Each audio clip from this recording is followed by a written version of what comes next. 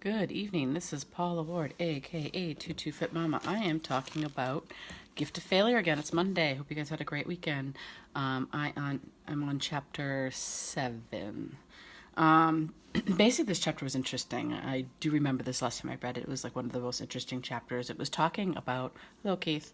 It was talking about friends and their accomplishments for failure, and basically creating identity. And this chapter is very interesting because I think, as you start getting into middle school, you've seen a lot of these friends for a long time, and some of these friends you agree with, some of them you don't. But as parents, it's very hard to say anything about it because the first time you do that, they kind of rebel and will be hang around with the friends more. They talked about basically how kids need to be social and how as parents we schedule so much peer groups that, and we are constantly deciding how our kids interact with other kids, that we need to just let them play and let them figure out what's going on and figure out their negotiations on the playground and basically not butt in.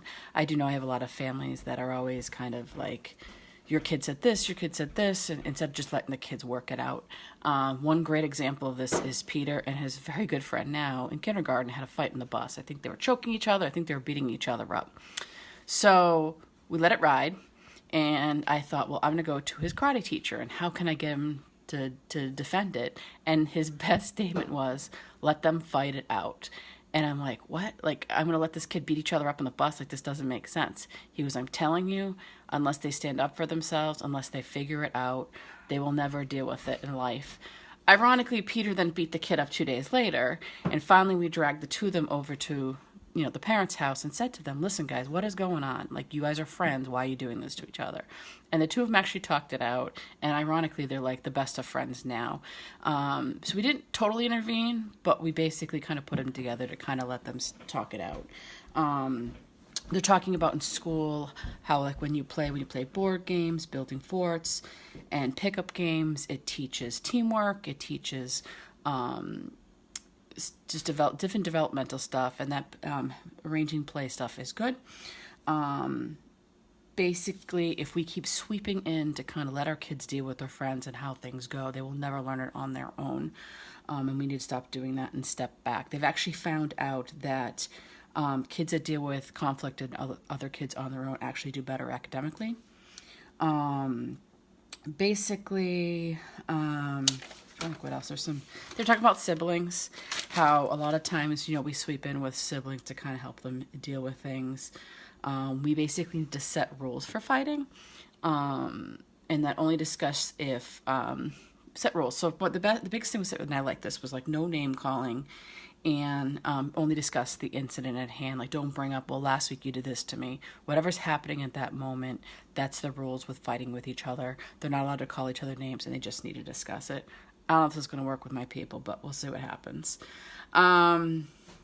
Basically, in the middle years, the biggest thing is social acceptance. And we need to allow this like extracurricular activity. We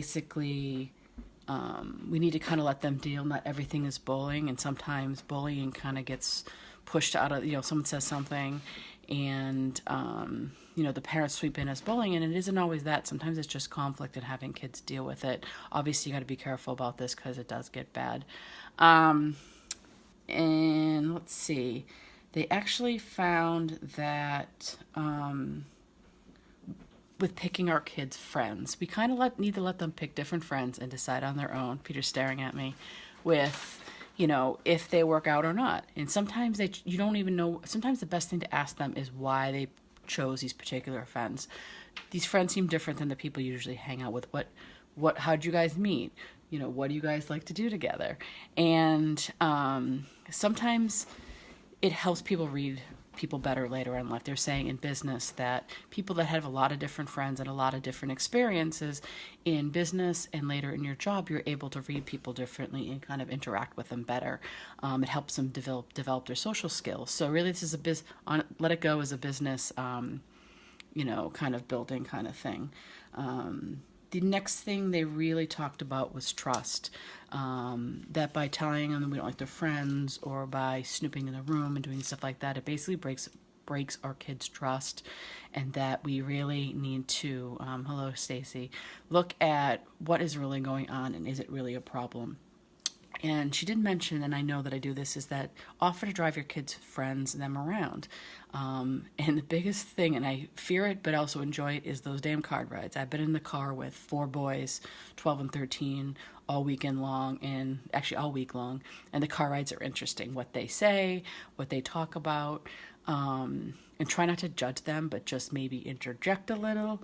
But I tell you, sometimes those car rides are dicey. Being a nurse, I get asked a lot of things that probably not every other parent does, but they feel comfortable with me, and I guess as long as they feel comfortable with me, I feel better about that.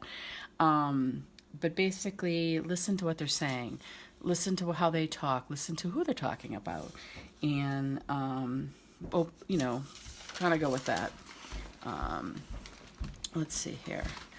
They did talk about when you really need to intervene with friends, and that's when, like, first look at your motive. Is your motive, are you truly concerned about what's going on, or are you just looking for ammunition to your kids to basically get rid of their friends? Other issue is, is there change in behavior, weight, or sleep? Were they talkative and now they're not? Are their grades dropping? Google your child. Social media is great nowadays. We can find out everything they're doing. And, I do say if they're going to be on social media sites, I need to know what their media is so I can see it. I'm sure they could block me, but I'm pretty good. Basically, stuff's out in the room. You can discuss it. If you start snooping in the room, you are going to break their trust. And if you do find something, you need to decide if it's really worth discussing. If it's not life-threatening, you may want to let it go and see if they'll talk to you about it. So anyways, it was a really interesting chapter about choosing friends and how these friendships they have now in life will basically develop how they are as adults, and we need to step back a little bit and let it just kind of go. I know that I found when Peter was younger, and even more, I wanted to control their friendship, and now I see them making good choices and doing different things that I know that I need to give them a little bit more space and let it go. So, and let's be honest, I can't tell them anything. So it makes me seem controlling if I do that. So you need to just let them kind of work through things. And some of the friends that I thought might not have been the best friends in the world have actually turned out to be great ones. So, you never know in life. And basically it's letting your kids grow and stepping back and letting them be autonomous. So hope this helps. Have a great weekend. Have a great Monday. And I will see you tomorrow.